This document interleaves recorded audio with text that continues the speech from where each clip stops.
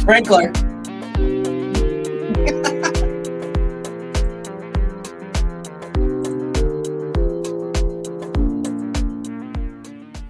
Good morning, Vietnam.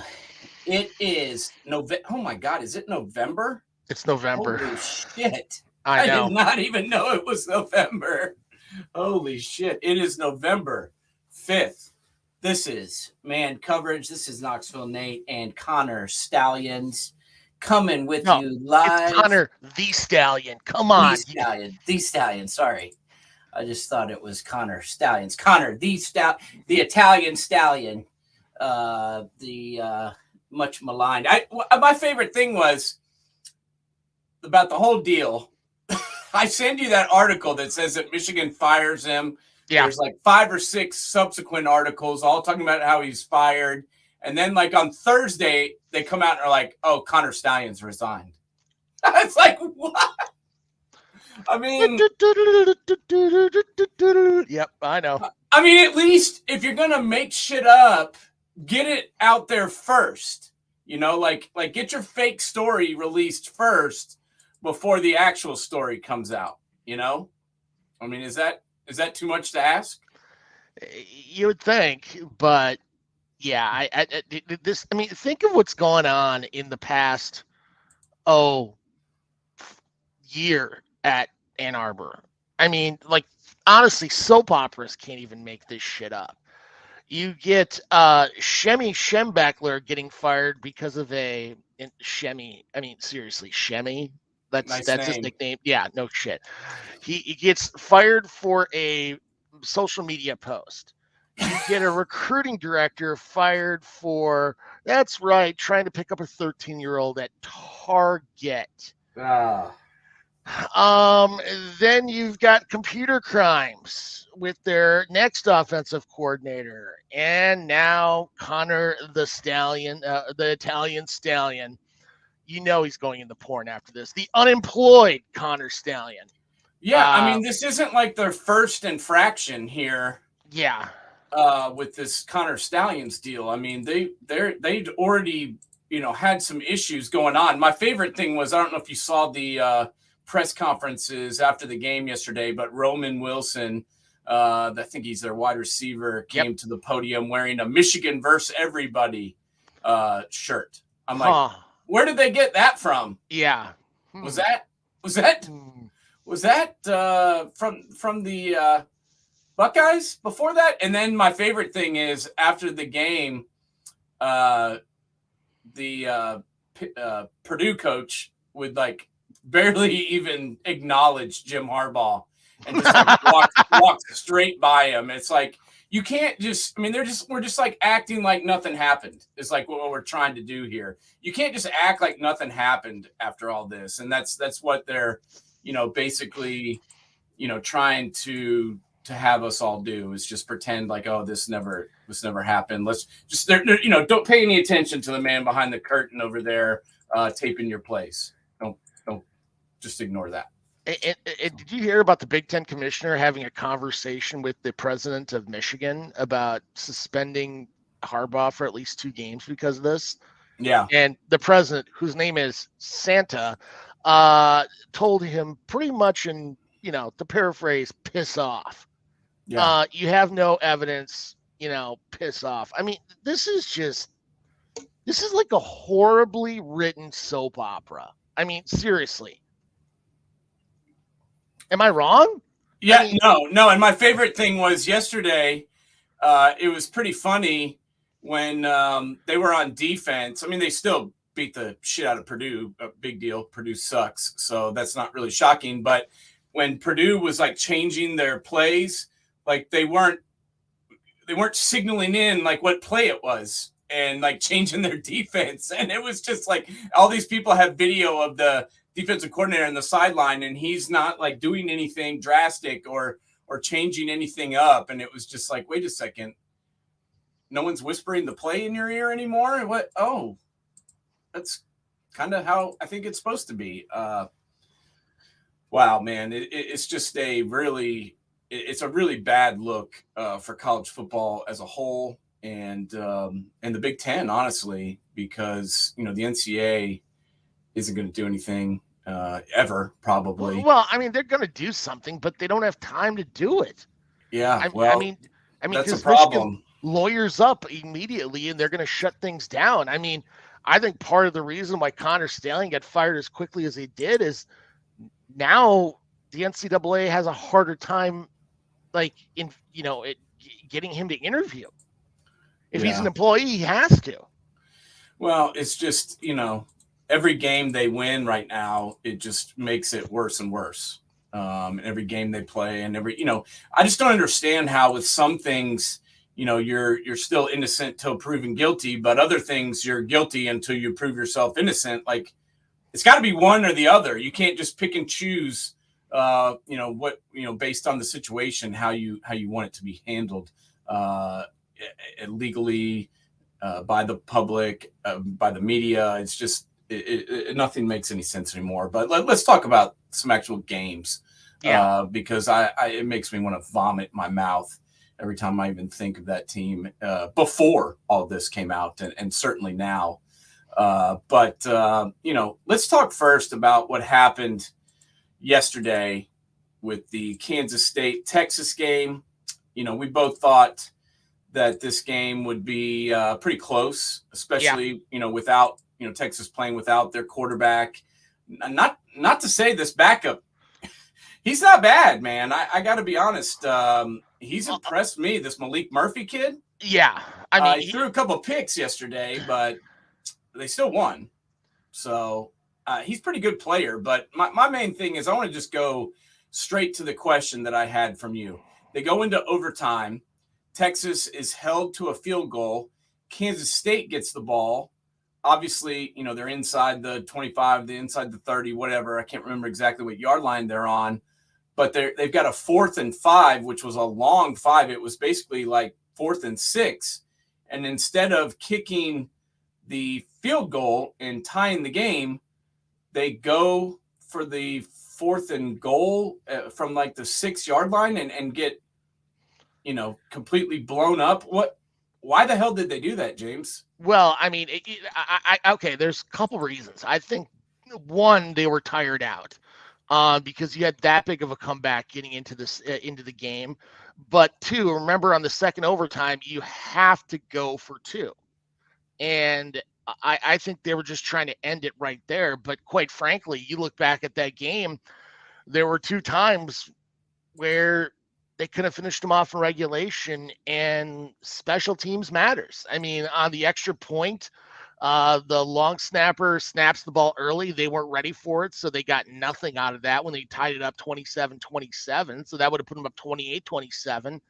And then missing that chip shot right at the end to win the game. I mean, you miss a 27-yarder. I mean, I feel for the kicker. I mean, because let's be honest, they win. They were supposed to have done that. They miss. It's all their fault. But I mean, they had a chance to take down Texas and really change the landscape of the Big 12 title race where, Brett Yormark was probably cheering like nobody's business because you could have taken out Texas and Oklahoma in one day from the championship. And a month ago, we were talking about those 2 teams facing each other again at Jerry World. Yeah. No, I really thought that Kansas State was going to win this game the way they played in the second half, and I kind of thought they deserved to win it. So, I just thought that was a confusing call to me. I mean, it's one thing if it's 4th and 2, 4th and 3, whatever, and you run the ball really well, that you go for it, you run it, or run play action out of it. I can understand it. But when it's 4th and 6, I mean, I just think at that point you got to take the points. How many times this year have we sat here and talked about an instance where some coach refuses to kick a short field goal and then they lose by 3, James? How many times does that happen? The question I have is, you couldn't run against that defensive line. I mean, their D tackles and Sweat and Murphy and Trill Carter really played a hell of a game. And the play calling on the last 4 plays was confusing because, especially in the 4th down, everybody in their freaking dog knew you're going to throw it. So they're going to bring the pressure.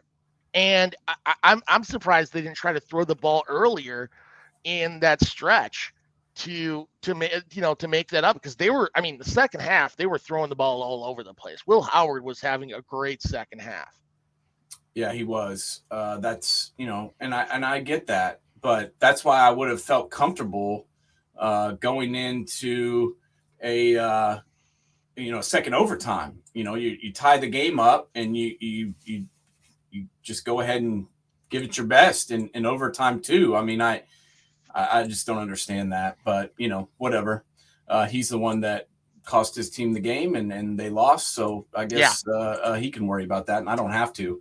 But let's talk about another game yesterday with obviously one of the teams that is still vying for a national championship and a Heisman Trophy, and that's Washington Huskies going into the LA Coliseum to take on the, at the time, 7-2 USC Trojans. Pretty much what I expected, to be honest with you. 52 points this USC defense gives up. We've talked about it every week that their defense is just atrocious. One of the worst defenses I've seen from a team that's supposedly ranked. I don't think they're going to be ranked after this week. Do you? Or do you think they hang on to 25? I don't know. Probably so. But what were your thoughts about them giving up 256 yards rushing to Dylan Johnson and 4 touchdowns? This one guy ran for 256 yards and 4 touchdowns. I mean, he's a good running back, but if you look at the total count, Washington went for 316 yards rushing, 7.5 yards per carry, and 5 touchdowns. I mean, Michael Penix, pretty good day, 256 yards, 2 touchdowns, 1 pick. Not a bad day for him, but I mean, hell, they didn't really even need him. They could run the ball all day long. What the hell is going on with this defense, and how can they not stop anybody, James? Well, I think we all know. I mean, I don't even know why SC is even waiting now. They have to fire the defensive coordinator. I mean, we've talked about it on this show for the past, month? Heck, we've talked about it on this show for the past couple of years. Yes. I'm a big fan of Greenwich, but I'm sorry, over the last 6 years, what he has shown at Oklahoma and SC, he just doesn't have it. It's not the same guy we saw at Washington State and Ohio State. And I mean, granted, does SC, there's a lot they've had to transition on that defense. But you got Bear Alexander there. And I mean, one of the number 1 ranked D tackle when he came out. And how in the world does Johnson run for 10 yards a clip? A clip. He's running a first down every time he touches the ball. Yes. Yeah, pretty much. And this is what I don't understand. They're like, well, we still need to work on, recruiting. Well, you got all the offensive guys. Why didn't you get any players on defense? I mean, they pretty much went out and bought anybody they want, for their offensive side of the football. Why didn't they go and get some guys on defense? Yeah. No, I'm with you there. That doesn't make any sense to me. I mean, they got guys. It's just this defense hasn't gotten better. It's gotten much worse. And I think part of it is scheme for sure. Yeah. I would say that it's definitely, partially due to scheme, but they also just do not have the players. I mean, they don't have the guys up front. Obviously, if you're giving up 7.5 yards a carry, if you're giving up 316 yards to a team that has been primarily, throwing the football around the yard, that's something's wrong. Well, I mean, now you're joining the Big Ten, where, let's be honest, it's not like they don't run the ball. I mean, especially when you get November. I mean, they got to go, to Nebraska in November. They got to go to Notre Dame in November. I mean, this is a team I think that's going to have problems when they join the Big Ten. I mean, Caleb Williams will not be there on the sidelines next year. I'm sorry. No.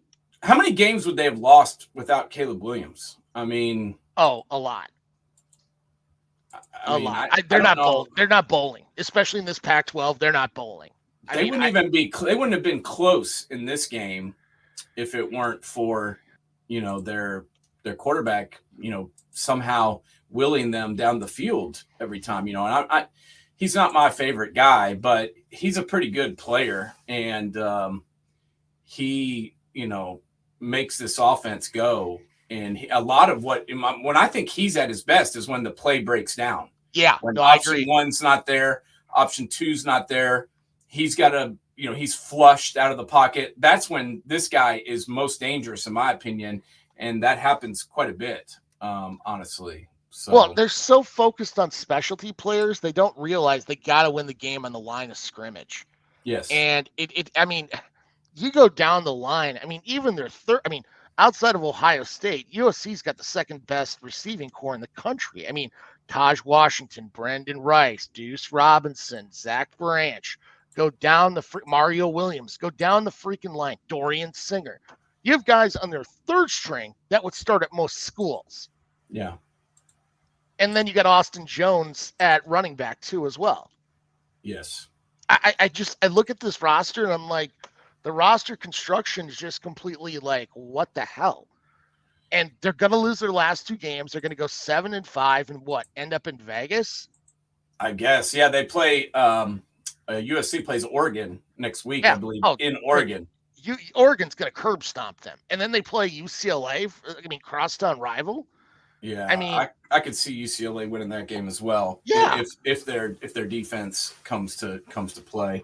And this is a team people were talking about in the CFP. Oh, if you can't play defense, lots of people. You cannot win. Lots of people were talking about them. In fact, they won. There's a lot of people that wanted them in the college football playoff. They were ranked in the top 8. A couple weeks ago when they had no business being in there.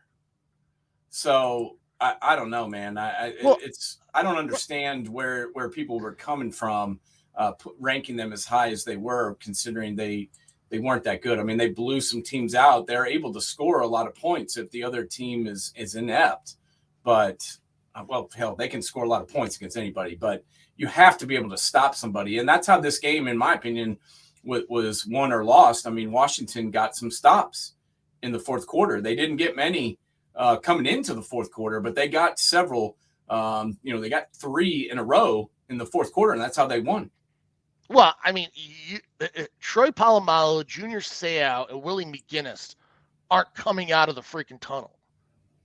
I mean, their defense has got to improve, and it's got to improve fast, because in the Big Ten, man, oh my God. Could you imagine some of these Big Ten defenses? I mean, Iowa versus USC would be a fucking hilarious game, especially in IC.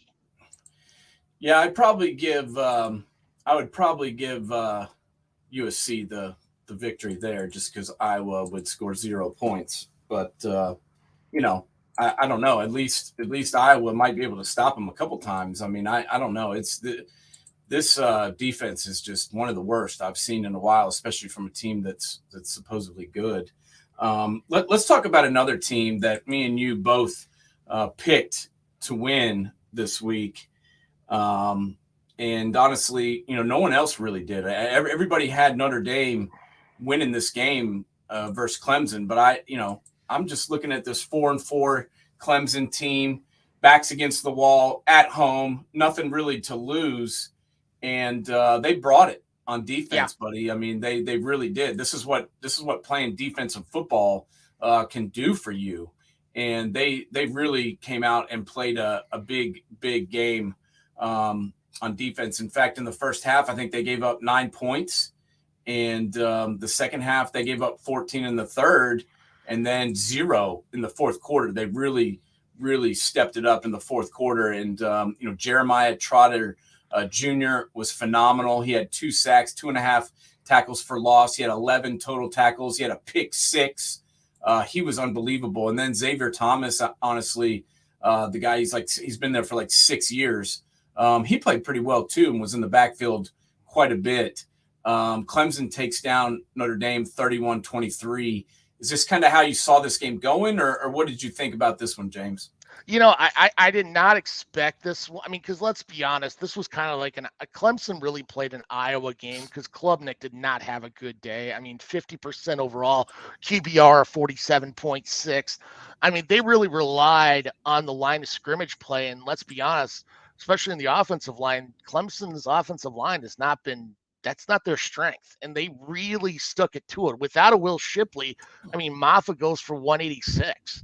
Yeah, And he was phenomenal. I'm glad you mentioned him because he really, really took this game over. He fumbled it twice, but other than that, it was pretty much a phenomenal day running the football, especially when your quarterback goes 13 of 26 for 109 yards, a touchdown and a pick, 47.6 QBR. And man, they needed every yard that Maffa gave them. yeah. I mean, because passing wise, it wasn't there. Their defense just really stepped up. I mean, Sam Hartman's going to end his career both at Wake and Notre Dame, never beating Clemson. And there were many times where they walked in, were probably the better team, and walked out of it with an L. I mean, Estime only 87 yards on the ground on 17 carries. I mean, you can definitely tell this is a game where Clemson won the line of scrimmage. And I mean, hell, there's some people believe Tyler from Spartanburg was a plant to help fire that team up. And quite frankly, would it shock you one bit that Dabo would do something like that? Wouldn't me. No, not at all. But I will give him credit. He had his team ready to play. He had a pretty good game plan. I don't know whether this is their guy, honestly, moving forward at quarterback. What are your thoughts on Klubnik? His season so far as a whole, and what his future is at Clemson. Do you think they roll with him next year? Well, I mean, at some point you got to ask yourself, is it the quarterback or is it the offense? Because DJU had the exact same problems and they ran him out of Dodge, and now he's in Corvallis playing pretty good football. True, but DJU was better than this kid.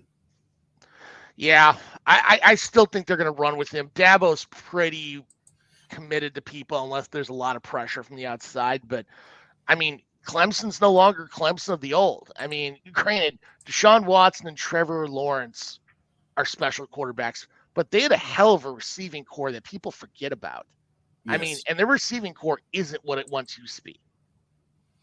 Yeah, that's definitely true. We've mentioned that a lot on the show. They haven't hit on all the guys that they once did in both outside wide receivers and slot guys. They just haven't hit. They don't have the tight ends that they had at times. They haven't hit on some of their guys at those positions. So, recruiting, I think, is down a little bit. Yeah. And also, the level of their play as a whole is gone down. Let's get into the SEC a little bit here for a moment because, man, I got to be honest with you. I enjoyed watching this game. The LSU Bama game was like a pinball machine in the first half.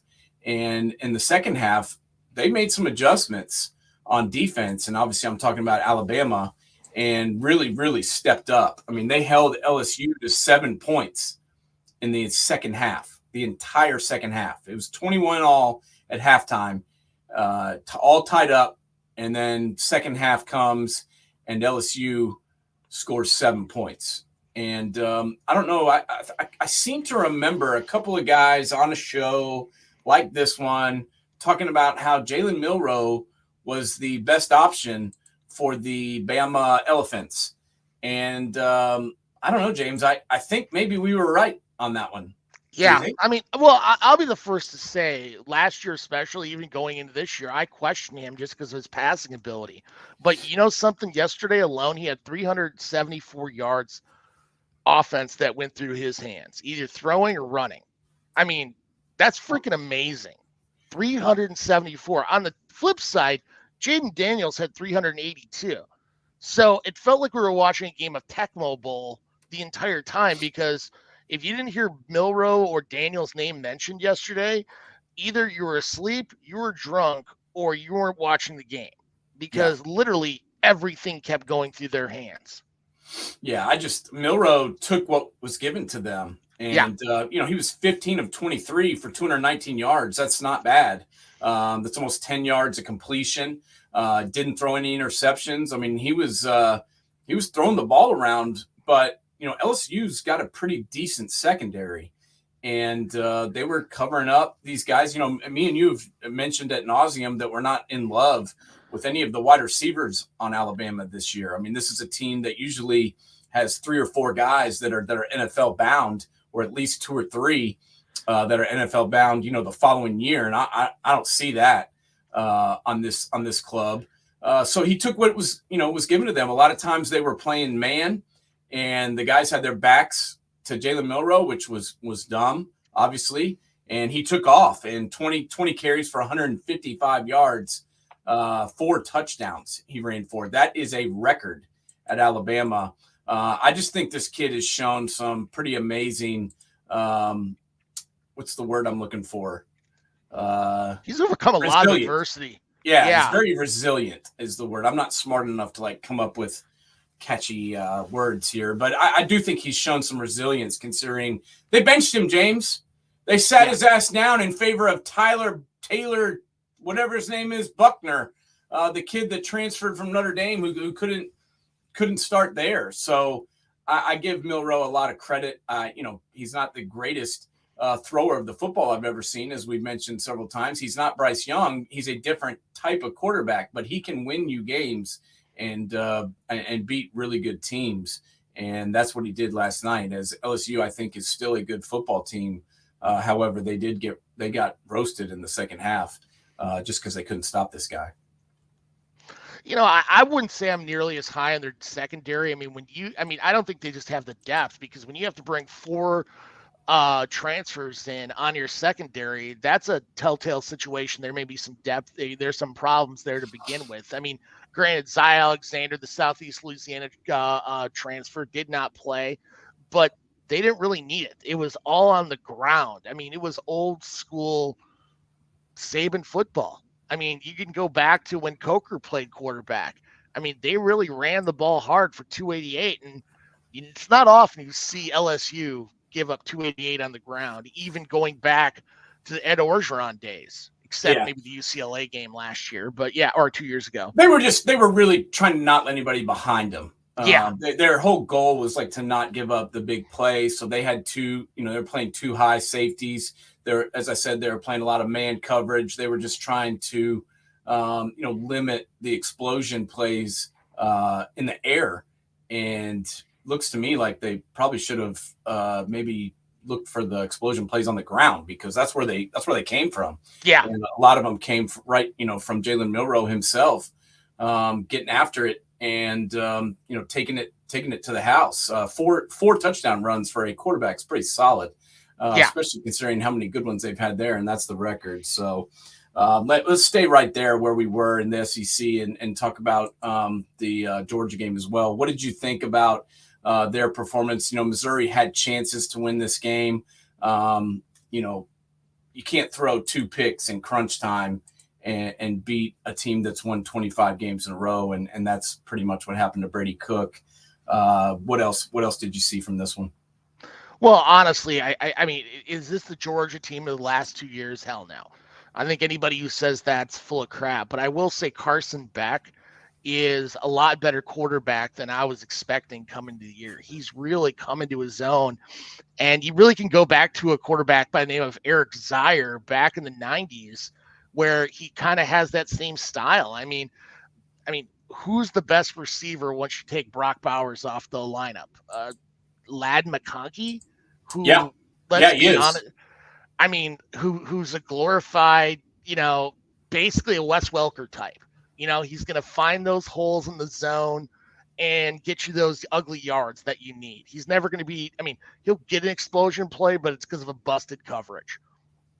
Yeah, nobody else really scares me on their, we're talking about Alabama's receivers. Nobody else really scares me as far as the Georgia wideouts goes either. Ra Thomas, Rosamie, Jack Saint, none of those guys have consistently, delivered as we've gone down the stretch. So I think we're talking about the same thing there with Bama and Georgia. The only difference is Georgia is 9-0 now, and that was probably one of their bigger tests. I believe they play, is it Ole Miss next week? Yeah. So I don't think they'll really have any trouble with them, but you gotta come correct 2 weeks in a row at least, without your best player on offense, and that's Brock Bowers. So I expect them to try and run the football quite a bit against the Rebels, don't you? Yeah, I mean, honestly, though, don't you think if Georgia and Bama played today, you'd take Bama? Yeah. I mean, I think I'd take Bama by a couple scores, honestly. I think people are afraid of moving Georgia down, but I mean, quite frankly, I wouldn't be a bit surprised we see the ratings come out tomorrow that they're going to move up to number 1 because everybody is so afraid to go against them. Yeah. Well, when you win 26 games in a row, you do get some credit, and maybe that's deserved. And this is a team that's won 2 national championships in a row. Yeah. And until you knock out the champ, you're still the champ, and that's just kind of how it goes. And when you're talking about championships, obviously there's a team in the state of Ohio that knows a thing or two about championships. We're going to bring in a guy right now that knows a little something about the championship team. We got Steve Basford joining us today. Steve, how you doing, buddy? Doing great, guys. How you guys doing? We're doing great. We really appreciate you joining us today. Obviously, we want to talk a little bit today about the Buckeyes, and we want to talk about that 2002 team. Obviously, the book, The Improbable National Championship. That was my favorite team. There it is, right there. Yes, sir. My favorite team of all time. I just graduated from Ohio Wesleyan in 2001 and moved down into Columbus, Ohio to start, being a working man, and got to see this team up close, sitting on the 50-yard line for every game. So this is by far my favorite team of all time. And I rewatched the Ohio State-Wisconsin game from 2002 last night. And I guess the one thing that kind of stood out for me was the coaching. Jim Tressel to me is one of the best coaches I've ever seen in winning football games. And then the depth that this team had. I'm watching in the second half. Robert Reynolds got banged up a little bit. Wilhelm was hurt the week before, or was banged up a little bit. But, you had A.J. Hawk and Bobby Carpenter as your, backup freshmen coming in the game. What did you like, I guess, about this team the most? And what really stuck out to you as this season was going on in 2002? First, I want to say it's really hard to follow Gary and Conley from last week, but I'll do my best. So thanks for having me on. Yes, of course. My favorite season also by far, 2002. What can you say about a 14-0 season? 7-5 the year before. The seniors were 21-15 coming into that season. So think about this year. The Buckeyes lose 1 game. It's the end of the world. Yep. In their previous 3 years, they lost 15 games. They lost 7 of their last 14. So last 14 games is a toss-up. They're going to win, they're going to lose. But you talk about the depth. In the book, I talk about what I call the Magnificent Seven, the 7 games that they won by 7 points or less. Yep. And in those games, it was something like 6 different guys had the winning touchdown, and like 5 different guys had the most yards rushing. So a great balance. You had a freshman running back, Maurice Claret. When he was healthy, he was dynamite. So there's one of your parallels to this year when Travion Henderson is healthy. Yeah. Team is a completely different team. No doubt. You had Craig Krenzel in his first full year. This year you got Kyle McCord in his first full year. The 2002 season, they won 4 games in which they scored less than 20 points. Yep. And the Buckeyes own the record of consecutive games scoring at least 20 since then, which we all know was interrupted by the Notre Dame game this year when they scored only 17. So there's another feature of the 20-point cutoff. Going back into that season, you were talking about the 7 games that were within 7 points. I mean, everybody kind of looks back to the Purdue game at the theatrics on Jenkins' touchdown, that 4th down. But don't you think in a lot of ways that maybe that Cincinnati game or the Illinois game, especially the Cincinnati game, when you're beating a team, granted, you're playing in Paul Brown, but you're beating a team that you really should be beaten by more, and Clorette's hurt. Don't you think that would have been probably one of the games that probably gets overlooked in many ways on that magical season? Absolutely, because it was the first one. Like before that, can you think of any Buckeye game that they pulled out late? Well, back in 2000, they kicked a field goal against Illinois at the gun to win that game. But you're right. The Buckeyes were trailing, and then Craig Krenzel with a spinning touchdown run to get the go-ahead points. It was his only touchdown run in the regular season. He had 2 against Miami. And then Cincinnati has plenty of time. They got 3 minutes. They go down to the 15-yard line. They've got 4 cracks at the end zone. The first one was broken up by E.J. Underwood, who was filling in. There's your depth again. Yep. E.J. Underwood, a freshman, playing near his hometown of Hamilton. He was filling in, and he gets the breakup. And the next 2 passes, the receiver clearly dropped it. Had it in his hands, dropped it. So you've heard about the luck eyes. There was a case of luck.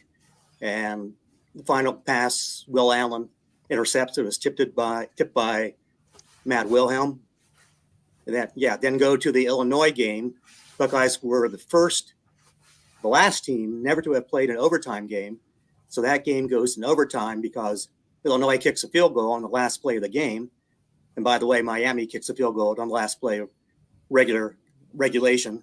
So there's your 2 overtime games.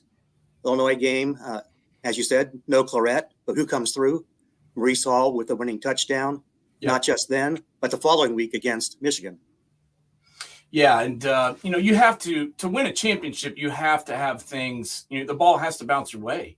I mean, there's going to be times throughout the season where things just have to fall, have to bounce your way, have to fall on your side of the spectrum for you to win certain games. But, I really think that this team, had the leaders that it took to win a national championship. I mean, we already talked about Wilhelm, one guy we have not talked about yet, who I think is one of the best leaders that's ever played at Ohio State, and that's Mike Doss, number 2, the safety who was a 3-time All-American out of Canton McKinley and really was a great player, but also, everybody in the locker room listened to this guy. And I just want to get your perspective on, the leaders that were on this team and what you think that did to help them continue to win these close games.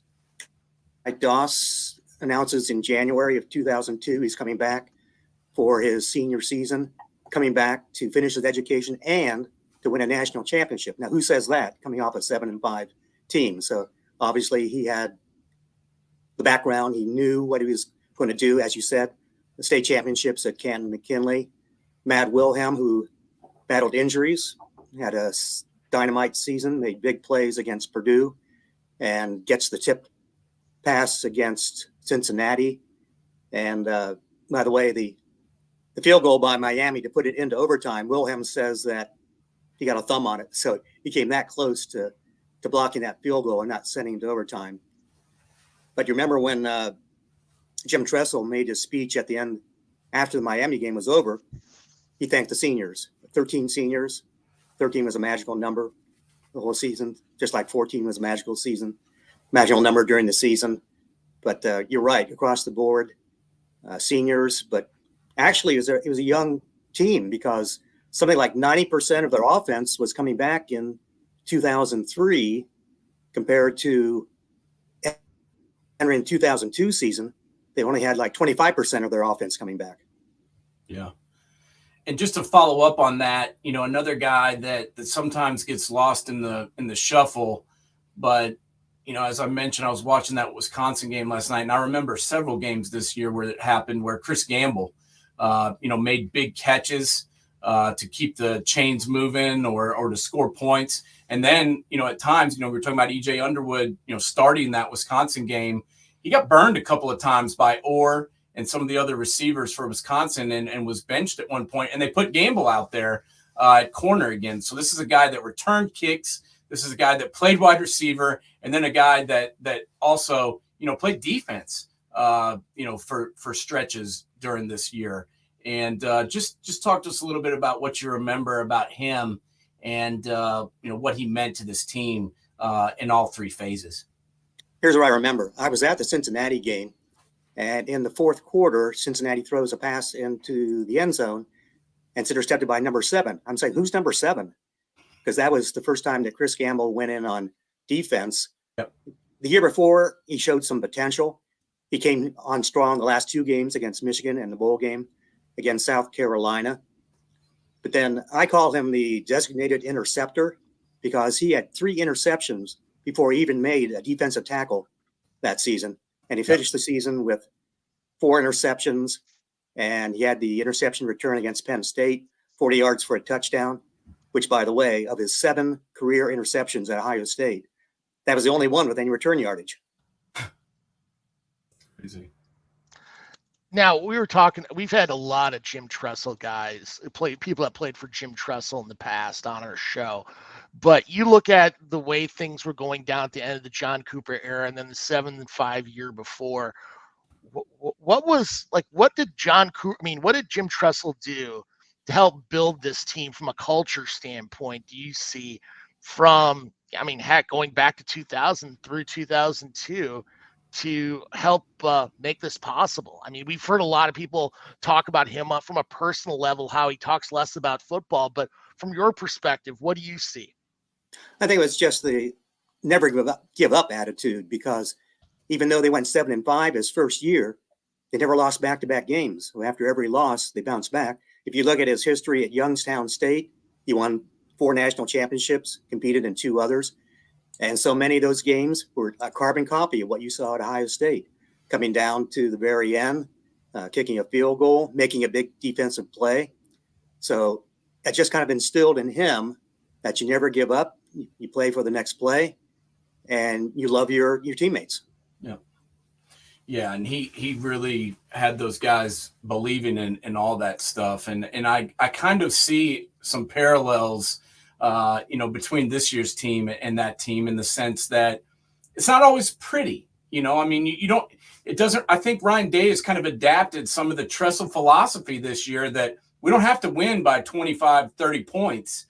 If you score 1 more point than the other team, you win. And I think this team reminds me of that a little bit in 2 regards. One, the defense is solid, and this defense can get the other teams off the field and hold the other team to not scoring 30 points or more. In fact, I don't think anyone has up to this point. And then also relying on the run game. Obviously Jim Tressel was infamous for always, relying on the run game. He started spreading it out a little bit when he had Troy Smith throwing the ball, but he did love his run game. And as you already mentioned, this year, Travion Henderson, when he plays, has been very, very important to this team's victories. Talk to me about what you think about, possibly some parallels existing between that championship team of 2002 and this year's team, as far as having a defense and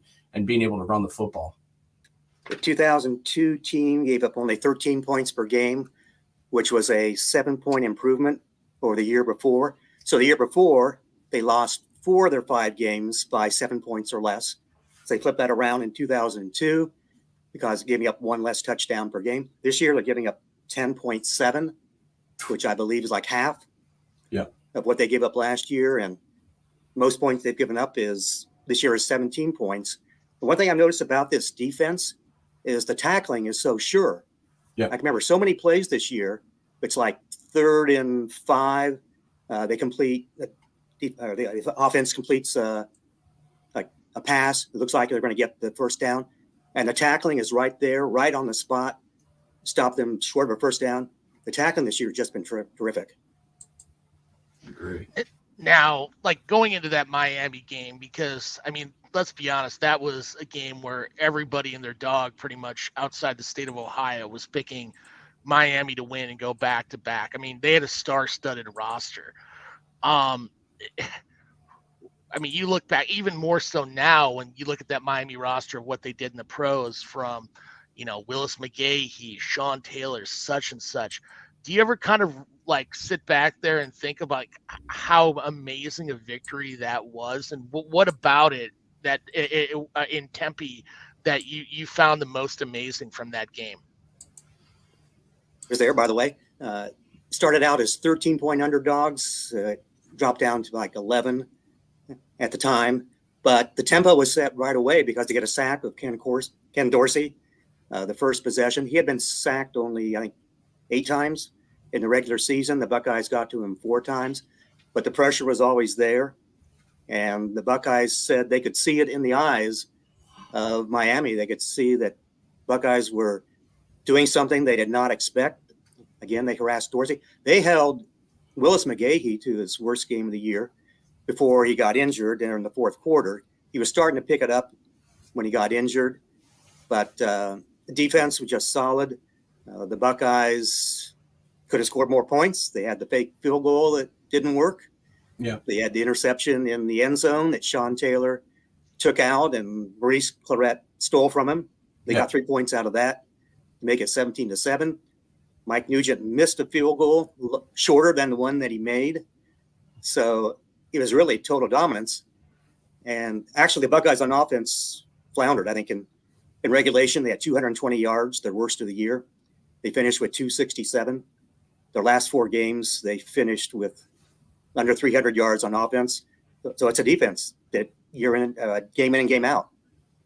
Yeah, there's no doubt about that, and that's why I'm loving this team this year, is because I'm not nervous if we go 3 and out, or if we end a drive with no points, because this defense and Jim Knowles has got them playing at a clip where I feel pretty good about them going out on the field. And going back to this team, I met Mo shortly after his sophomore year. I'd never really met him, but I knew of him before that. But I met him after that, and I just always liked the kid. And obviously that first year was tremendous. But I think back of what could have been, and I want to get your take on it. Where do you think this kid would have stood had he played another season or so for the Buckeyes and all that occurred? We won't get into everything that happened, but all the things that went down that kept him off the field, including his own efforts to get to the NFL. What do you think that his career would have looked like, barring injury? Yeah, he could have played 2 more years and set freshman record as a freshman, most yards by a freshman. Single game record until it was broken later by Trey Sermon. But yeah, the ceiling was infinite because, again, you had the entire offensive line coming back for the next year. You had the quarterback coming back. You had 90% of the offense coming back. So everything was set up for the Buckeyes in 2003. Krenzel missed a couple games injured in 2003, but I think the Buckeyes still won those games.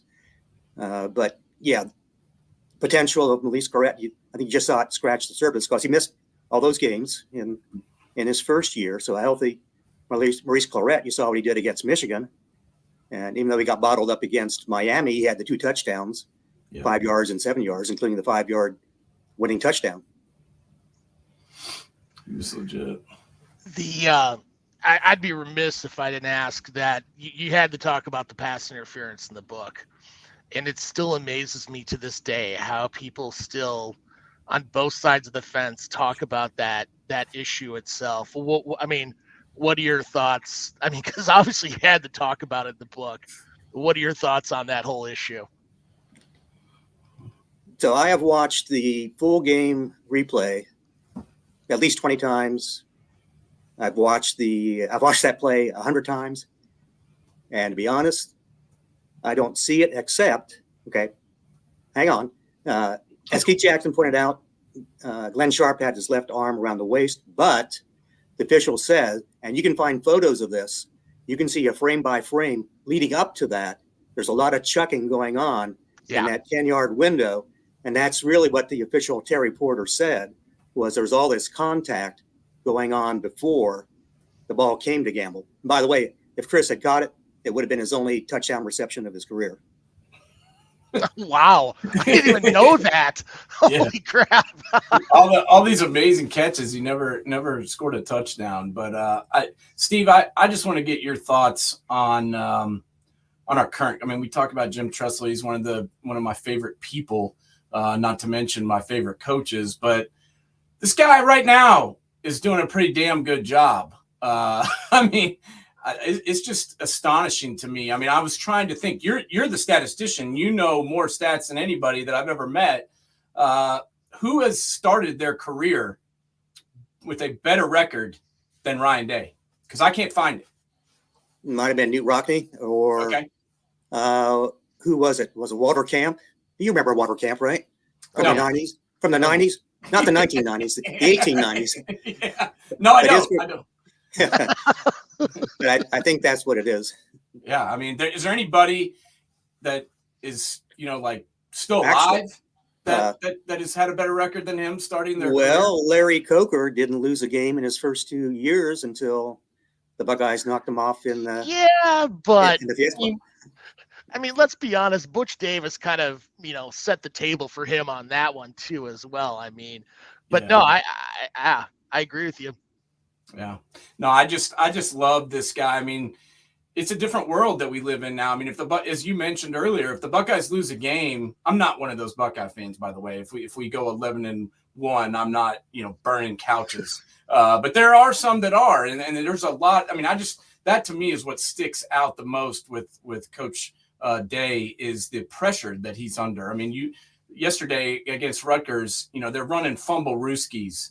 They're it's everything's on the table, because a lot of times when you're playing Ohio State and you are the opposition, it's your Super Bowl. I mean, if you can win this game, it's something that'll be remembered forever. And to never lose a game to an unranked opponent in his career, I just think is pretty amazing. I just want to get your thoughts on that.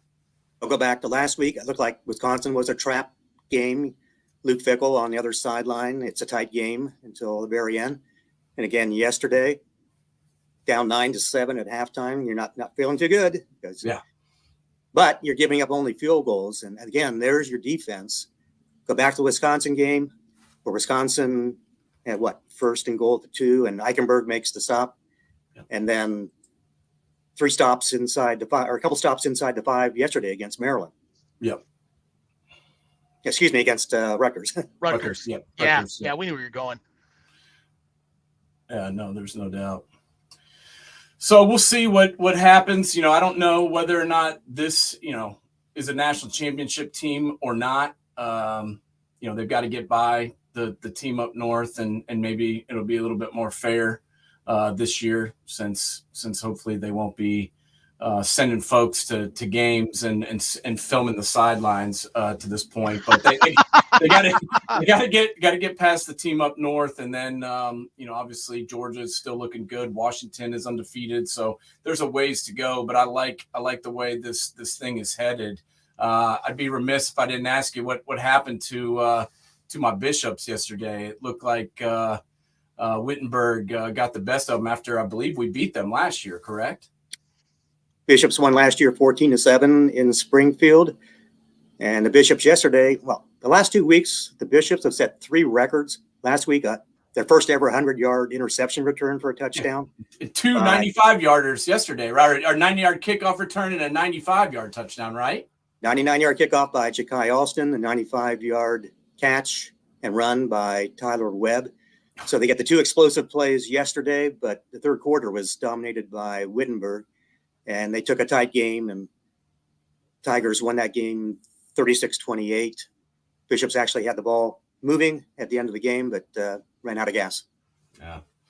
Well, that's all right. I like what Coach Watts is doing, and obviously I love the defensive coordinator. I played for Coach Delaney. He was actually there when I was there. That tells you how long he's been coaching for the Bishops.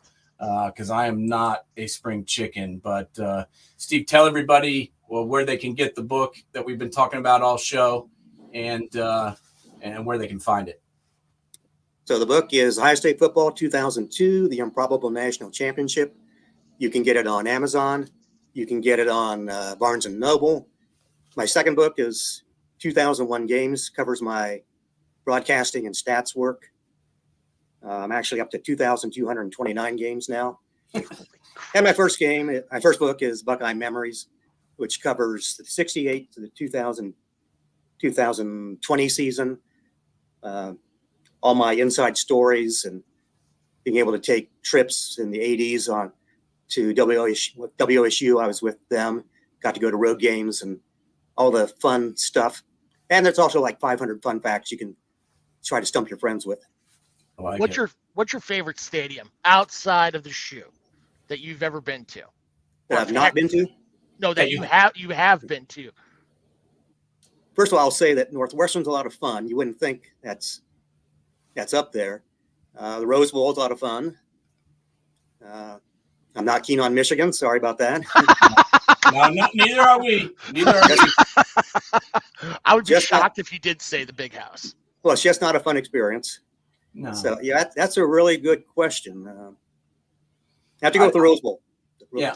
Rose Bowl's pretty cool. What's wrong with Tempe and Sun Devil Stadium when you beat Miami? And I always loved that place. I was telling James last week, me and my boss walked up. We were there for a conference, and we walked up. They were playing Washington in a night game.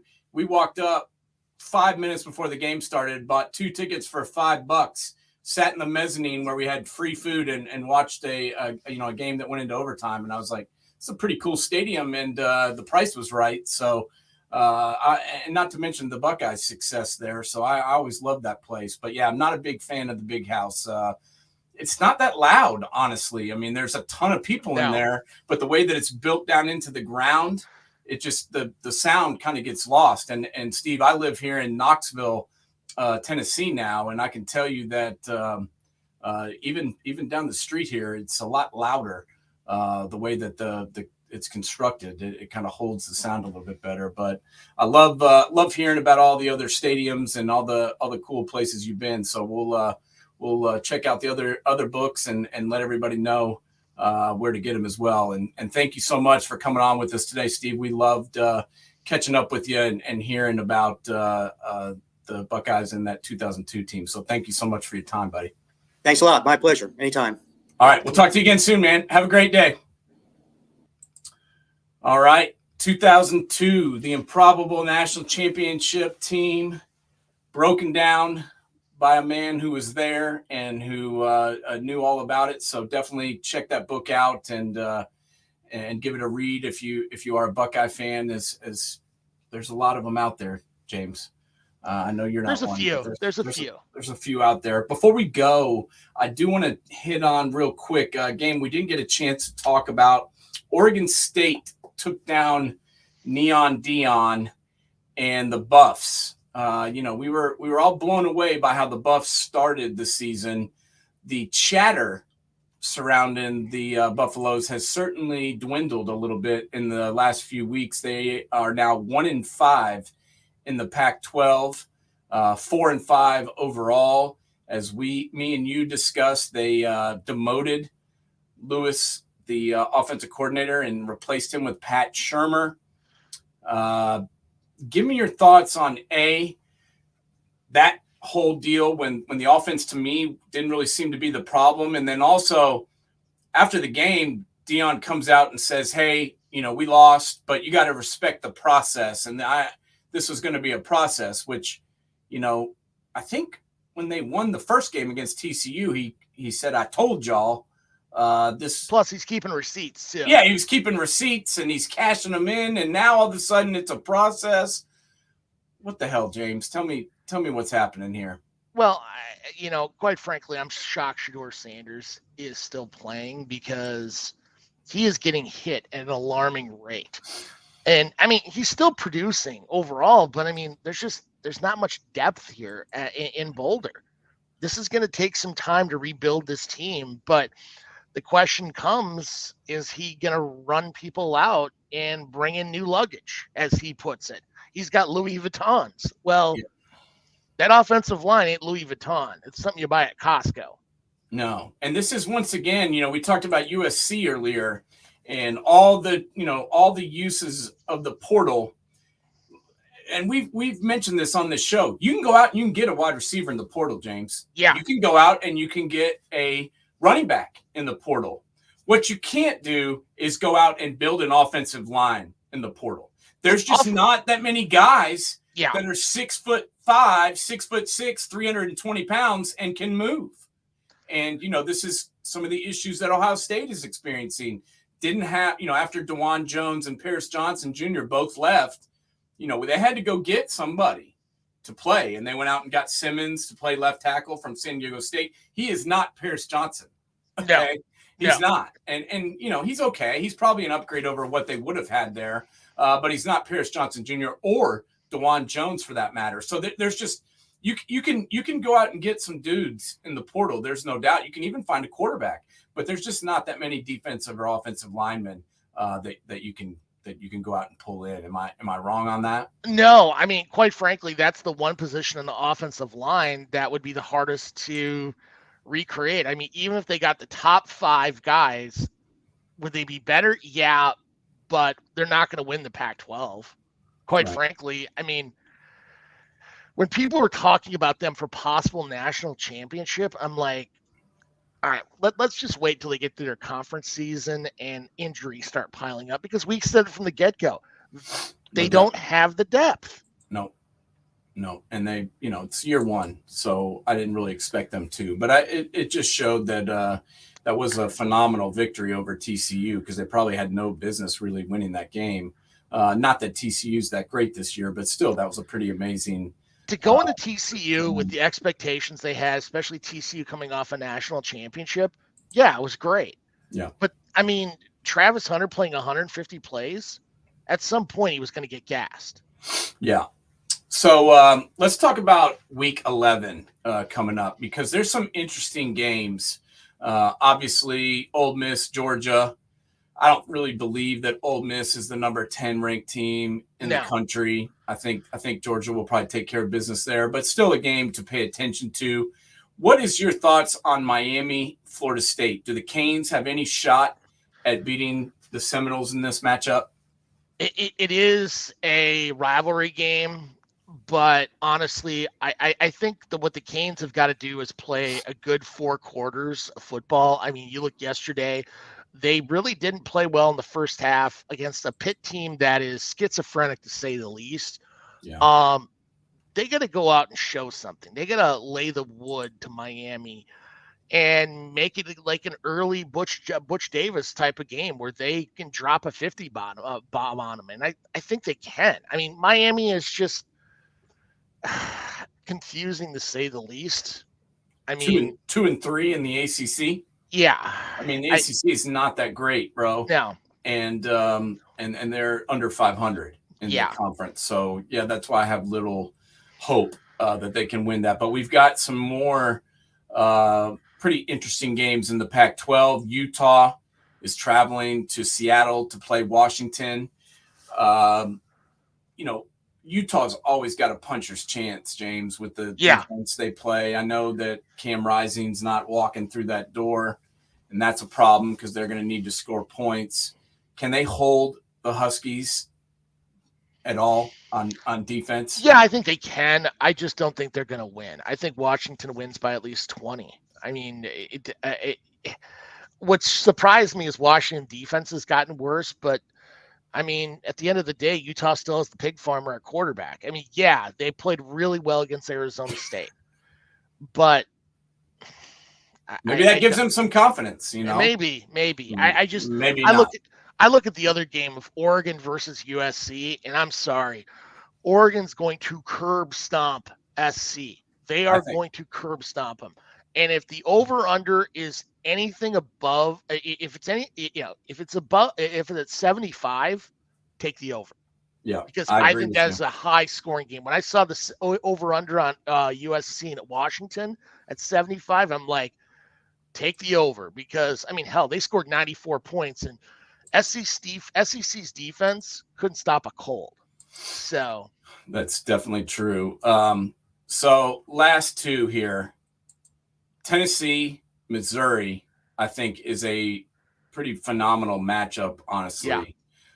In Missouri, I know they lost to Georgia, but they put up a pretty decent fight against the Dogs. Tennessee's coming off, a couple of victories in a row where they beat Texas A&M, and then they beat. Gosh, I'm blanking on who they played after A&M. Yesterday they played Connecticut and beat them 59-3, which wasn't big. Kentucky. Thank you. And they beat Kentucky pretty handily. So, this offense is coming around. What do you think about this Tennessee Missouri game? And then also, after you're done with that one, hit us on the Penn State Michigan. First of all, I like Tennessee in this game. Granted, playing Farad is tough. But I think their defense is playing a lot better this year than last year. And the key for them is really going to be holding down Luther Burden. We talked about him when he came out of high school, top flight receiver. And I mean, Missouri is really recruiting strong. And I think they're going to be a stronger program in the SEC in the future. But if Tennessee can go into that environment and hold Burden down, and they're getting 4 or 5 yards a clip and getting those third and short situations with their running game, I could see them winning this game. The Michigan-Penn State game, oh, man. I mean, this is going to be a heavy defensive battle. I could see this being an under game, but I got to say, I'm going to take the Wolverines. I mean, not one team has had first and goal inside the red zone against Michigan all year. Yeah, they also haven't played anybody. But at the same token, they have not played anyone. But then the one team that they are going to play, that's Penn State beat the tar out of Maryland yesterday. Yeah. It was 51. They dropped 51 points on them, which was pretty amazing to me considering how the Buckeyes stymied Penn State's offense almost into oblivion. The fact they scored 51 yesterday on Maryland was impressive, but James Franklin's never won a game against a top 10 team. And I just have to see him do it before I can believe it. Well, the problem I have with Penn State is not defensively. Defensively, I mean, you go back to the Ohio State-Penn State game. That was a game where it was all about who's going to win on defense. Offensively, I don't get them because Drew Allar has got all the capabilities of being a really good downfield threat, and they are very conservative on that offense. I mean, they got a decent receiving core. I mean, Lambert Smith is a good downfield threat, and they are really using a conservative approach to this offense. And maybe they're waiting for the Michigan game. I don't know. But what I've seen this year from, 9 games from Penn State has been incredibly, like, we're talking early Joe Paterno, like early 80s, that conservative, which shocks me. They're going to have to open it up a little bit to win this game. They're going to have to let the kid throw it. They're going to have to get some big chunk plays downfield. They're going to have to open the game up in order to win this, I think. And I hope they do win. I would love to see Coach Franklin get his first W, but I'm going to have to see it before I believe it. You know what I mean? Well, I think the Big Ten would probably be the happiest if Penn State won this game, to be honest. No. I would be the happiest. Nobody would be happier than me. But you know what? I really don't even care. As long as my team keeps winning, I don't really care what they do. We don't cheat, so that's cool. I wish we could sing The Love Boat because I've got the Bryant McKinney jersey on today. The Love Boat. One of the co-captains on Lake Minnetonka's best. People probably don't remember it when he played for the Vikings, but he and Fred Smoot were the captains of the Love Boat. Yeah, so, my favorite thing about the whole deal was they put it on Lance Johnstone's credit card. And I was like, I mean, I know they slid the $1,000 deposit through. Let's be honest, that deposit is gone. Okay. Oh yeah. But my question is, what did they charge his card for the incidentals? Because they said that when they left, it was just a disaster. Like they left everything that they did, and I won't get into specifics, but there was some. Oh, they could look it up on their own. I mean, everybody can look it up. That story is legendary. Yeah, go and read it. Read the PG-13 version on Wiki, and you'll get enough. But they just, destroyed these houseboats literally and figuratively, and left it where it lied, so to speak. So I'm sure Lance's credit card probably got charged again before he was done with that whole deal, don't you think? Well, especially on Lake Minnetonka, where Prince, you have to be baptized on the waters of Lake Minnetonka if you watched any Purple Rain. So, I mean, it's just sacrilegious on that one. But that's what people don't remember. The only reason that they got in trouble was because they went to a restaurant or something, and everybody got off the boat and everyone was peeing in this lady's backyard. And she called the police and was like, "There's 7 of the biggest guys I've ever seen in my life urinating in my backyard," and that's how the police got called initially. So, wow. Unbelievable. Go ahead, though. You were about to. Well, before we go, I want to do a shout out to my old boss, Dale Barstow. I saw an article where in 1966, he was St. Augustine on the all St. Augustine County team for a running back and linebacker for the Spudsters. So shout out to Dale Barstow, my old boss. I like it. St. Augustine. We got it all covered today. We talked the Ohio Wesleyan Wittenberg game. Yeah. St. Augustine. We got it all covered here from the top to the bottom, so to speak. But we appreciate Steve Basford coming on the show. Got a lot of knowledge on the Big Ten and the Buckeyes, and that especially that 2002 national championship team, Improbable national championship team, as the title of the book goes, and appreciate him coming on and spending some time with us today. So we will get back, as we said, lots of big games next week, which we will want to talk about. Tennessee, Missouri, as we mentioned, Michigan, Penn State, USC, Oregon, Utah, Washington, Ole Miss, Georgia, and Miami, Florida State. So check that out. Enjoy. And we will talk to you again real soon. Have a good one, buddy. See you, man. And keep your chin up. Later.